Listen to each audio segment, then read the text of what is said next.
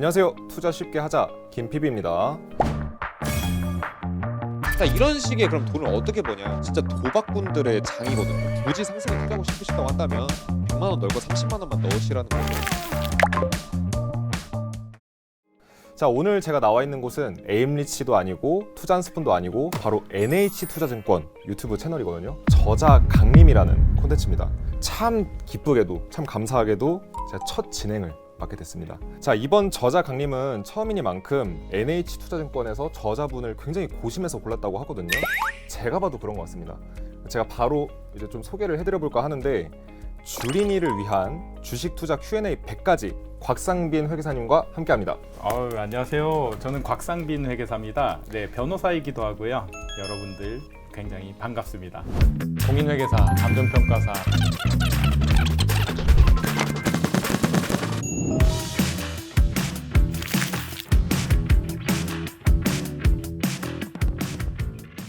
회계사님이 첫 번째 저자 강림 콘텐츠의 주인공이 되셨잖아요. 예, 영광이죠. 네, 방문하신 소감 좀 말씀해 주시죠. 일단 NH 파크원 여기 방문하고 나서 되게 그런 생각이 들었어요. 아, 여의도의 심장에 들어왔다. 그리고 여기 지금 건물 보시면은 아시겠지만 뼈대가 다 빨간색입니다. 그래서 여기 혈액이 흐르는 것 같은 느낌. 그리고 빨간색, 여러분들 불장 좋아하시죠? 그래서 여기 주식, 그리고 여러분들이 좋아하는 정보, 이게 모든 것이 다 갖춰져 있는 곳이다, 이런 생각이 듭니다. 저는 방금 약간 NG가 날 뻔했는데 네. 혈액 말씀하셔가지고 이거 예. 진지하게 말씀하시니까 제가 네. 웃음이 빵 터질 뻔했어요. 예, 좋습니다. 오늘 이벤트가 하나 마련이 되어 있습니다. 그게 뭐냐면은 오늘 이 영상을 쭉 보시고 나서 마지막에 퀴즈가 나갈 거거든요. 그 퀴즈를 맞춰주시는 구독자분들을 추첨을 통해서 오늘 이야기해드릴 이 책, 그 주린이를 위한 주식 투자 Q&A 100가지 이 책을 선물로 드릴 겁니다. 그래서 오늘 어떤 내용들이 나오는지 끝까지 잘 들어보셔야지 또 책 선물 받으실 수 있겠죠. 그래서 여러분들 끝까지 잘 시청해 주시길 바라겠고, 자, 그럼 회계사님 책 소개 좀 해주시겠어요? 이 책을 좀 소개해 드리자면요, 제가 이 책을 2016년도에 썼지만 그 전부터 좀 연구를 많이 했습니다. 주식 투자를 제가 20대 초반, 그러니까 21살 때부터 투자를 했고요. 그래서 2014년에 이제 장교로 복무하면서 주식 동아리도 운영하고 거기서 사람들하고 스터디도 하고, 그래서 노하우를 쌓은 덕분에 이 책이 16년에 나왔고 매년 업데이트를 해가지고 개정판을 내고 있는데요. 지금 개정판이 나왔는데도 얼마 전에 또 주식 시황을 보니까 여기에 쓴 내용이랑 많이 또 시장이 변동이 됐어요. 그래서 저는 이 주식 시장의 이 액티브함을 이 책에 담고자 노력을 했습니다. 네. 자, 그러면은 결국에는 경험 많으신 네. 전문직 분이 네. 쓰신 책이라는 거네요. 경험이 많은 전문직이긴 합니다. 자, 근데 저 같은 경우는 이 책을 읽어봤긴 했는데 이게 또 못 읽어보신 분들도 계실 수 있으니까, 그렇죠. 우리 시청자분들을 위해서 책의 좀 챕터 한번 간단하게 좀 알려주실 수 있을까요? 제 책은 결국에 한 5가지 정도의 구성으로 이루어졌습니다. 일단 첫 번째로 왕초보를 위한 주식 투자 기술, 여기서 이제 종목을 선택하는 비법에 대해서 좀 열거를 하고 있고요. 네네네. 그리고 왕초보를 위한 주식 기초 개념, 이 두 가지를 통해서 결국 초보자들도 주식을 어떻게 선정하고 어떤 개념을 갖고 주식을 접근할지, 투자를 어떻게 접근할지 여기에 녹여냈고요. 그 다음이 재무제표를 위한 가치 투자입니다. 제일 모르는 게 재무제표예요. 그래서 일반 투자자분들 아니면 고급 투자자들도 활용할 수 있는 재무제표 활용법을 제가 말씀을 드렸고요. 그 다음에 이제 차트의 활용입니다. 차트 아까 좀 많이 보여드렸지만 이 차트는 여러분들이 계속 단기적으로 장기적으로 투자를 할 때 유용하게 쓸 수 있는 도구이기 때문에 이 부분은 여러분들을 위해서 담아놨고요. 그리고 마지막으로 부록에 주식 매매의 첫걸음이라고 해서 HTS, MTS 요거 사용법에 대해서도 넣어놨습니다. 이게 진짜 제가 딱 말씀도 듣고 제가 책도 읽어보고 느끼는 거는 단순하게 이런 거 있잖아요. 나는 회계사니까 회계 쪽 얘기만 하겠다. 보통 이런 부류의 책들이 굉장히 많은데 뭐 차트도 그렇고 그다음에 HTS 사용법까지 뭔가 초보자들을 위해서 A부터 Z까지 쑥 짚어주고 그다음에 조금 더 이제 수준에 따라서 좀 더 배워야 될 분들은 더 학습하실 수 있게 이렇게 심화된 부분도 이렇게 짚어주신 것 같아서 내용이 되게 유익한 것 같아요. 맞습니다. 그러면은 제가 이걸 한번 여쭤볼게요. 네. 이런 사람은 꼭 이 책을 읽어야 된다. 또 이런 게 있으면 네. 좀 말씀해 주시겠어요? 아, 되게 어려운 질문인데요. 저는 이렇게 생각해요. 여기 주린이를 위한 주린이라고 써 있죠. 혹시 주린이가 뭐라고 생각하세요? 주식 투자 어린이죠? 네, 저도 주식 투자 어린이는 읽어야 된다고 생각을 해서 이 책을 썼는데요. 사실 좀 보면은 좀 어려운 내용들도 많아요. 골든 크로스, 데드 크로스 이런 건 너무 쉽잖아요. 대장주 따라가라 이런 네네. 얘기도 있지만 제가 생각했을 때 어느 정도 이제 주식을 한 몇 년, 한 10년 동안 한 사람도 이 책에서 인사이트를 얻을 수 있는 부분이 있거든요. 그래서 좀 감히 말씀드리지만 주식 투자 어느 정도 하시는 분이라면 이 책 사서 그냥 계속 참고하면서 보셨으면 좋겠고 저희 이 방송을 좀 더 참고를 하시면은 도움이 더 많이 될 것 같아요. 그럼 결국 네. 길게 말씀하셨지만 네. 결국 다 읽어야 된다는 거네요. 네, 모든 투자자들이 읽었으면 좋겠습니다. 네. 네. 자, 그러면은 좀 우리가 책 내용을 조금 더 자세히 한번 여쭤보고 싶은데 챕터 1에서 사실 굉장히 좋은 내용 말씀해 주셨어요. 네, 어떤 종목을 선택할 것인가 네. 이런 거 말씀해 주셨거든요. 맞습니다. 그렇죠?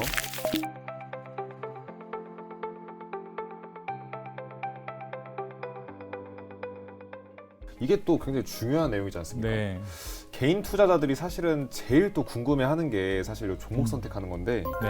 그러면은 변호사님이 생각하시는 종목 선정의 팁이 어떤 게 있으신가요? 제가 생각하는 종목 선정의 팁은요. 우선 인기가 있는 종목을 먼저 추려내고 그게 이제 올라갈 수 있는 가능성이 많으니까요.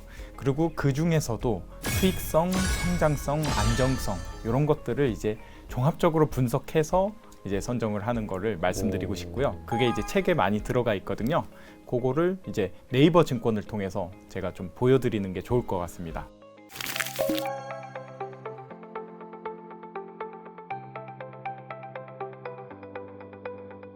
네이버 증권이 가장 많은 사람들이 이제 이용하는 플랫폼으로 알고 있고요. 네. 그리고 이게 공짜예요, 공짜. 왜냐면 제가 옛날에 FM 가이드나 이런 것들 써봤는데 거기가 굉장히 좋았어요.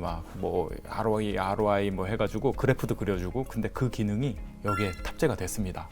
네. 유료도 아니고 무료로. 네, 무료로요. 그래서 볼 수 있는 게 굉장히 많고요. HTS 사용하지 않아도 웬만한 기능들이 다 구현이 돼요. 아까 말씀드린 것처럼 여러분들 딱 메인 페이지 보시면은 오늘 코스피 올라갔다 이런 것만 보시잖아요. 그거보다 이제 탑 종목들이라고 있어요. 이것들은 이제 인기가 많은 건데 거래 상위에서 상승하고 있는 종목들, 상한가 친 거 보이시죠? 자, 이것들 이제 확인을 한 다음에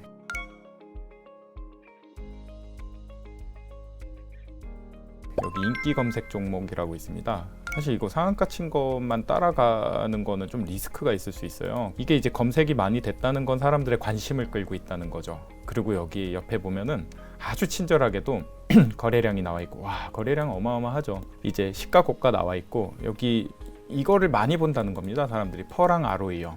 요게 이제 어떤 영향을 주길래 여기에 표시했을까, 그리고 여기에서 미래에 어떠한 수익을 얻을지를 기대하고 여기에 투자하는 거기 때문에 이런 종목들을 먼저 좀 검색을 해볼 필요가 있다. 그러니까 인기주를 봐라. 인기주를 보자. 또 보시면은 솔직히 이제 기술적 분석에서 가장 전통적으로 많이 보는 게 골든 크로스라는 겁니다. 자, 골든 크로스는 뭐냐면요, 이동 평균선이라는 게 있어요. 우리가 이동 평균선을 좀 평균을 내서 긴 호흡으로 가는 게 한 60일선이 있습니다. 그래서 그냥 이게 상승하는 추세인지 하락하는 추세인지를 확인하기 위한 선이에요. 근데 21선이라는 게 있는데 20일은 좀 짧죠. 그건 뭐냐면 단기적으로 사람들이 가격에 어떻게 심리적으로 영향을 받는지를 나타내는 선이에요. 그러면 이 단기적인 선이 장기적으로 이 추세선을 뚫고 올라가면 투자하자는 게 골든 크로스인데요. 저는 이걸 좀 많이 활용을 했었어요, 실제로. 왜냐하면 골든 크로스가 단기적으로 일어났다 하면 계속 올라갈 가능성이 좀 있다는 거거든요. 그래서 골든 크로스라는 조건 검색에서 보시면 이게 오늘은 많네요. 원래 보통 한 두세 개밖에 안 떴었거든요. 이런 회사들을 위주로 좀 보고, 이 중에서 그런 게 있어요. 테마주거나 아니면은 작전주, 약간 구리구리한 것도 있을 수 있습니다. 갑자기 올라가면 당연히 골든 크로스가 나오거든요. 그렇죠. 그래서 그런 것 좀 걸러내고 좀 투자할 종목들을 찾으면 좋겠다 하는 게 이제 첫 번째 팁입니다. 여러분들이 그 다음으로 봐야 될 게 사실 차트긴 해요. 저는 아니 너 회계사인데 왜 차트를 그렇게 좋아하냐 이럴 수 있는데 차트를 보면요 이 사람들의 심리를 좀 파악할 수 있습니다. 자 한번 보세요. 이 차트가요 울렁울렁하죠. 자 올라갔다 내려갔다 지금 보시면은 일단 우리가 이 주가가 계속 변동하는 거를 차트에서 볼 수 있고요. 저는 이것만 보는 게 아니고 여기에서 와 너무 놀라운 세상이 됐어요. 여러분들이 이제 종목 분석이라는 게 있습니다. 종목 분석을 보시면 우리 애널리스트 분들이 되게 자세하게 분석을 해서 애널리스트 리포트라는 게 주기적으로 나와요. 실제로 애널리스트 리포트 여러분들 공부하고 싶으면 여기 리서치 클릭하셔가지고 보시면 되는데 그거를 여러분들이 지식이 어느 정도만 있으면 이걸 갖고 되게 고급 분석을 하면서 투자를 할 수도 있습니다. 종목 분석해 보시면 기업 현황 나와 있죠. 여기 뭐 여러 가지 있죠. 근데 여기에서 일단 이거 사야 돼 말아야 돼라는 생각 하시잖아요. 그게 컨센서스인데요. 매수, 매도 이런 의견이 나와 있습니다. 그래서 증권사에서 요즘 핫한 종목이 에코프로죠. 그렇죠. 맞죠?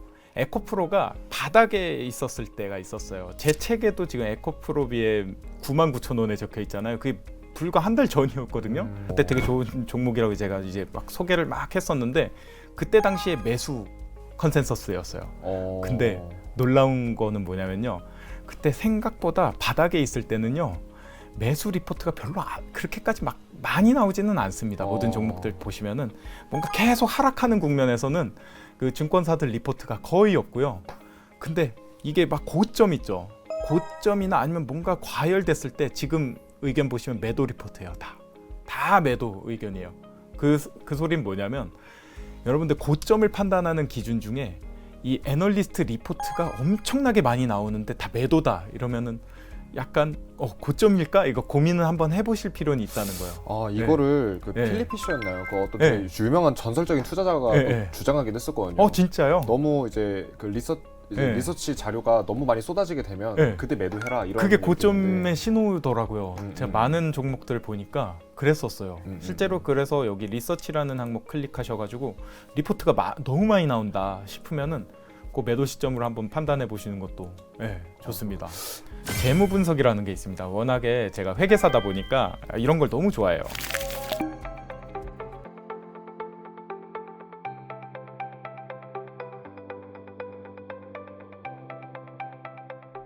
이 재무 분석에서 포괄 손익계산서가 있고 재무 상태표가 있고 현금 흐름표가 있습니다.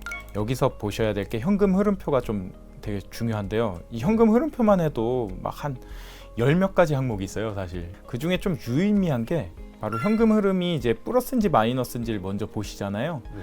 현금 흐름표에서 투자 활동 현금 유입액이 있고 그리고 재무 활동 현금 흐름 그리고 영업 활동 현금 흐름이라는 게 있습니다. 근데 투자 활동 현금 흐름은요. 어떻게 생각하세요? 자, 투자 활동 현금 흐름 보통 플러스일까요, 마이너스일까요? 마이너스 돼야지 좋은 거 아닌가요? 오, 정확해요. 네. 이게 현금 흐름이라고 무조건 플러스라고 좋다고 생각하시는 분들이 있는데 플러스면 투자 활동 현금 흐름은 뭔가 이상이 생기고 있다라는 생각을 한번 하셔야 돼요. 왜 그러냐면 우리가 계속 영업이 잘 되고 매출이 증가하고 계속 성장하는 산업이면 투자를 계속 할 수밖에 없거든요. 투자를 한다는 건 현금이 유출된다는 겁니다. 그래서 투자 활동 현금 흐름이 계속 마이너스다 그러면 나쁜 신호가 아니고 오히려 좋은 신호고요. 투자 활동 현금 흐름이 플러스인 경우 중에 가장 대표적인 게 영업이 안 돼가지고 이거를 어쩔 수 없이 팔아서 돈으로 바꿔오는 거죠. 그럼 계속 돈이 들어오는데 알고 봤더니 영업이 안 돼서 이 기계 설비 팔고 공장 팔고 막 이러고 있는 거예요. 거의 끝물이네요. 네, 그러면은. 그럴 수도 있습니다. 그래서 그건 공시자를 보시고 아니면 뉴스를 보시면서 무슨 이슈가 있지? 봤더니 공장을 팔았어요. 아니면은 뭐 이런 설비를 다 팔았어요. 뭔가 영업에 문제가 있구나 생각하시면 됩니다. 좋아요. 영업활동 현금 흐름은 한번 생각해 보시죠. 영업활동이 뭘까요? 결국 이게 제조업이면 물건 만들어서 파는 게 영업활동이겠죠. 그렇죠. 맞죠? 반도체 회사면 그렇죠. 반도체 팔고 아니면 뭔가 서비스 회사면 서비스로 뭔가 매출을 내는 거겠죠. 뭐 그렇죠. 금융회사면 이자 수익 같은 그렇죠. 거. 그래서 이게 본질적으로 이 회사가 영업활동 잘 하고 있는지는 영업활동 현금 흐름을 보고 판단할 수 있는데요. 꾸준히 증가하는 게 좋겠네요. 증가하는 게 좋잖아요. 근데 한번 질문을 드려볼게요. 우리가 매출이 계속 증가하고 있어요. 근데 영업활동 현금 흐름은요. 언제는 플러스고 언제는 마이너스고 이럴 수가 있습니다. 왜 그러냐면요. 예를 들면 이 반도체 회사 한번 생각해 볼게요. 반도체를 만들려면 뭔가 원재료도 사와야 되고 뭔가 인건비도 나가야 되고 그게 다 유출이죠. 근데 우리가 들어오는 거는요, 계약을 체결해가지고 외상으로 하면 나눠서. 그렇죠. 어느 분기는 마이너스고 어느 분기는 플러스고 이럴 수가 있어요. 그렇기 때문에 좀 롱텀으로 볼 필요는 있어요. 네, 롱텀으로 계속 발생하는지 증가하는 추세인지 그런 거 정도를 체크하시는 게 좋을 것 같아요. 그러니까 이제 결론적으로 정리해 보면 장기적으로 영업 활동 현금 흐름이 계속 네. 장기적으로 늘어나는 게 늘어나는 게 좋지만 잠깐 뭐 분기나 네, 뭐 마이너스. 반기 정도로 봤을 때 네. 마이너스 났다가 뭐 네. 플러스 났다 했다고 해서 꼭 불안해할 필요는 없다. 불안할 필요 전혀 없죠. 그게 그 기업의 꼭 건전성을 의미하는 건 아니다. 맞습니다. 뭐 이런 말씀이시네요. 네.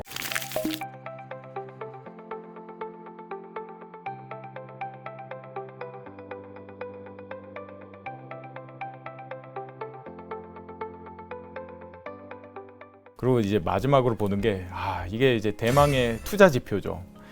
제가 아까 서두에 말씀을 드렸는데요. 이 수익성, 성장성, 안정성을 여기서 이렇게 그래프로도 보여줘요. 가장 많이 보는 게 ROE인데요. 또 워렌 버핏이 또 ROE라는 지표를 되게 좋아한다고 들었거든요.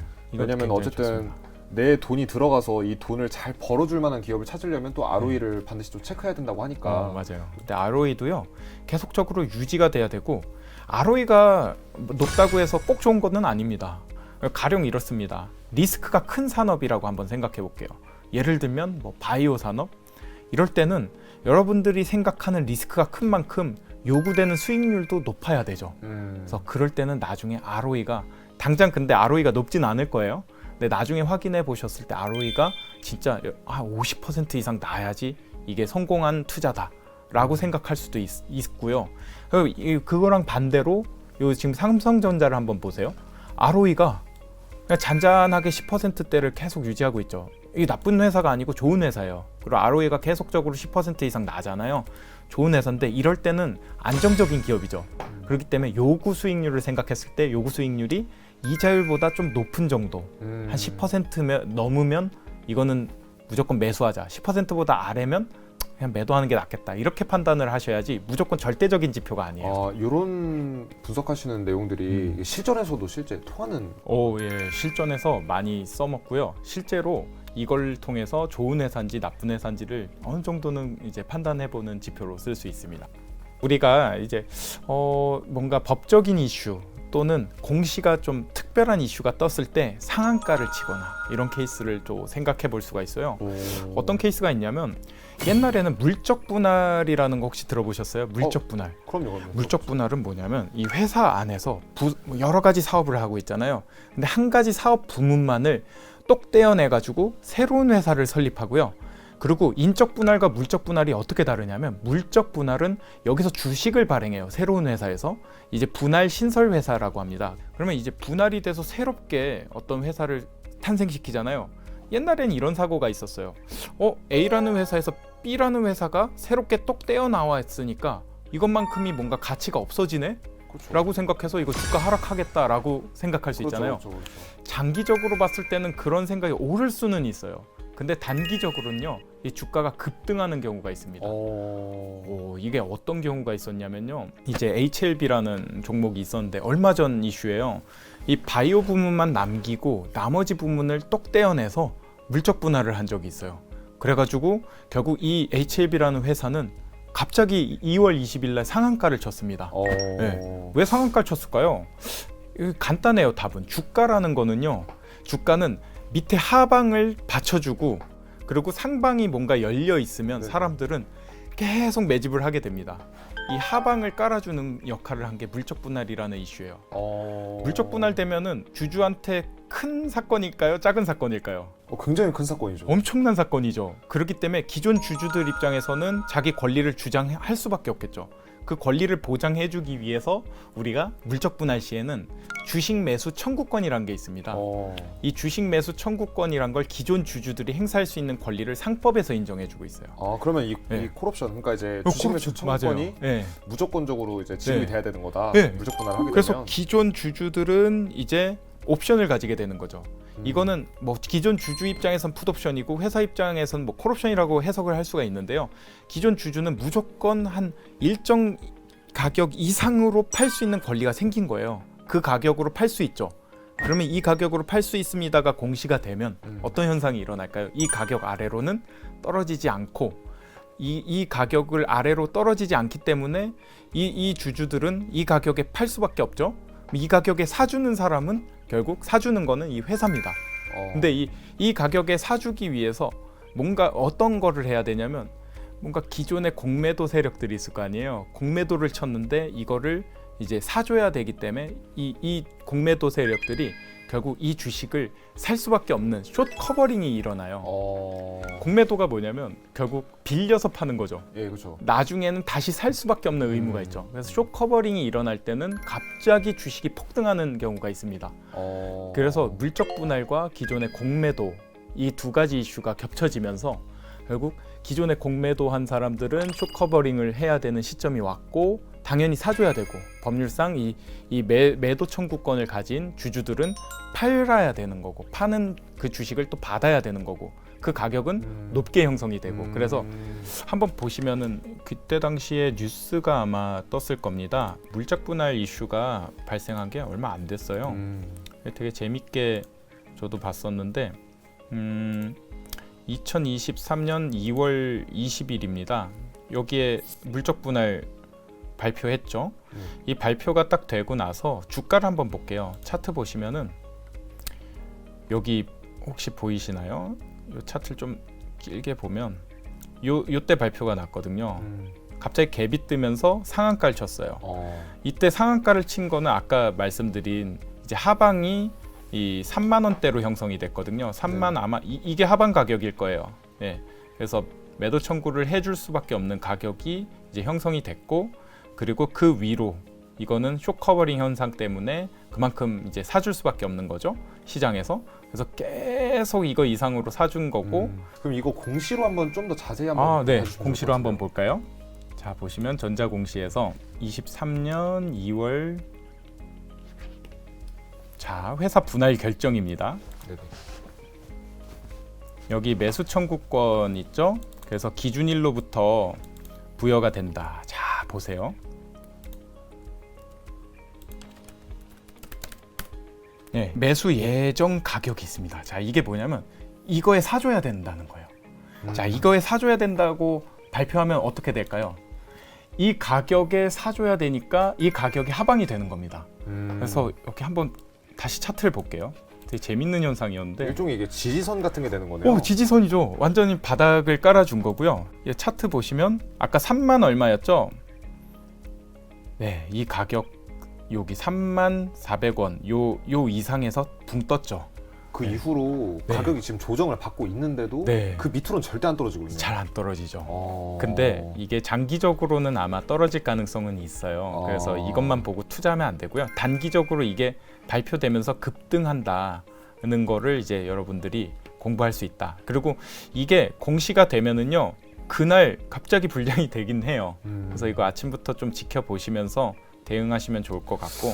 그러면은 네. 저희가 물적 분할 사례도 알아봤는데 네. 사실 유상증자 이슈도 네. 사실 투자할 때 굉장히 많이 화두가 되는 이슈잖아요. 네, 그렇죠. 또 유상증자 여부에 따라서 주가들이 많이 요동치고는 하는데 맞습니다. 이 유상증자라는 게 뭔가요? 유상증자라는 거는요, 말 그대로요. 우리가 주식을 발행하면서 회사 입장에선 투자 재원 등을 마련하기 위해서 현금을 받습니다. 네. 그래서 결국 투자 재원을 마련하기 위해서 주식을 발행하는 게 유상증자고요. 그리고 유상증자는 원칙적으로 기존 주주들한테 배정해주게 돼 있어요. 네, 그래서 유상증자가 떴다 이러면 호재네 이렇게 생각할 수도 있습니다. 실제로 호재인 경우가 많고요.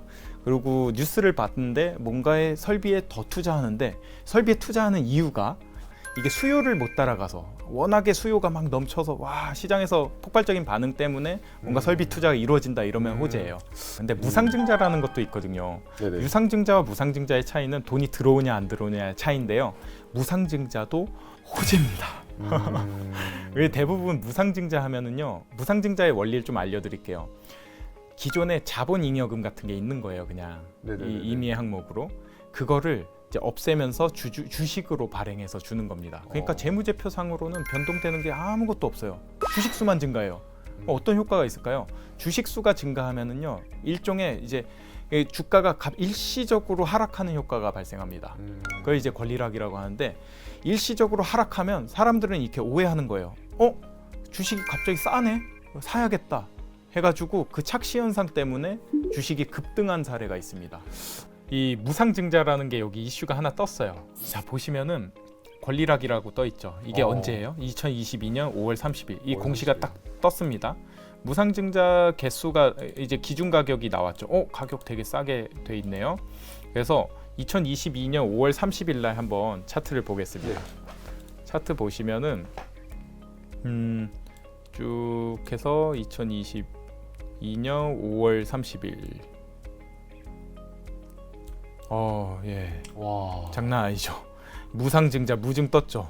어떻게 됐어요? 진짜 말도 안 돼. 네, 말도 안 되는 현상이 발생했죠. 이게 뭐냐면 결국 무상증자를 하면 갑자기 가격이 급등하는 경우가 많아요. 이건 착시 현상에서 벌어지는 일이고요. 그리고 주식 수가 증가합니다. 그래서 기준일 전에 사시면 주식을 추가로 더 받을 수 있어요. 네, 그렇기 때문에 기준일 전에 막 몰리려고 하는 현상이 발생합니다. 그리고 최고점을 찍고 무상증자라는 건 뭐라고 했어요? 그냥 주식 수만 증가하고 아무런 재무적인 변동이 없어요. 그렇죠. 재무제표에.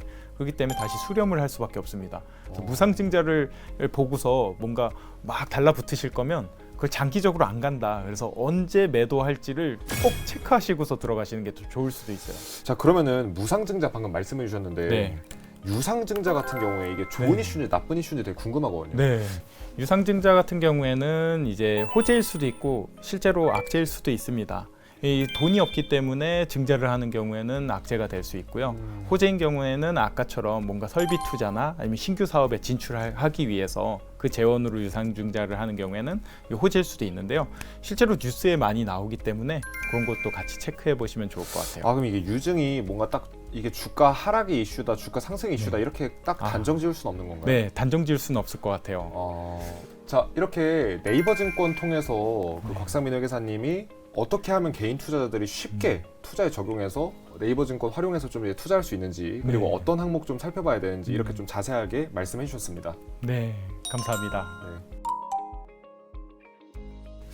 지금까지 주린이를 위한 주식 투자 Q&A 100가지 저자이신 곽상빈 회계사님하고 이야기를 나눠봤습니다. 회계사님 오늘 어떠셨어요? 오늘 굉장히 의미 있는 시간이었고요. 저도 되게 진땀을 뺄 정도로 어려운 질문 많이 해주셔가지고 나름의 이제 이 공부가 돼서 가는 것 같아요. 네.